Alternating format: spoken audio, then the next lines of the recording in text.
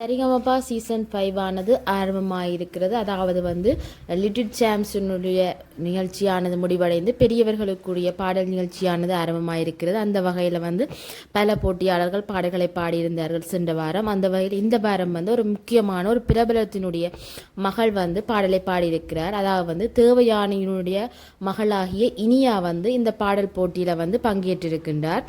இனியா ராஜ்குமார் தேவயானி ஆகிய அவர்களுடைய முதலாவது பெண்.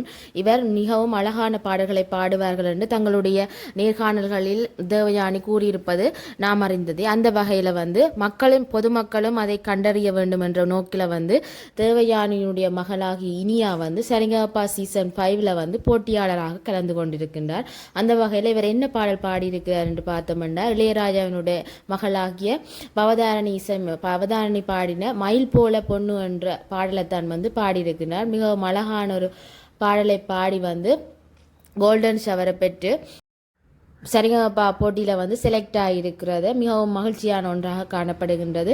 அந்த வகையில் தேவயானி அதன் பின்னாக கதைக்கும் போது என்ன கூறியிருந்தாருன்னா, தன்னுடைய மகளுக்கான அங்கீகாரமானது நேர்மையான முறையில் அவளுக்கான திறமையை வைத்து கிடைக்க வேண்டும் என்று தான் ஆசைப்பட்டனான் என்ற மாதிரியான ஒரு கருத்தை தெரிவித்தது மிகவும் சிறப்பான ஒன்றாக காணப்பட்டது. மற்றும் தனது மகளுக்கு சப்போர்ட் பண்ணும் வகையில் மகளுடன் அந்த நிகழ்ச்சிக்கு வந்திருப்பது மிகவும் மகிழ்ச்சியான ஒன்றாகவே காணப்படுகின்றது.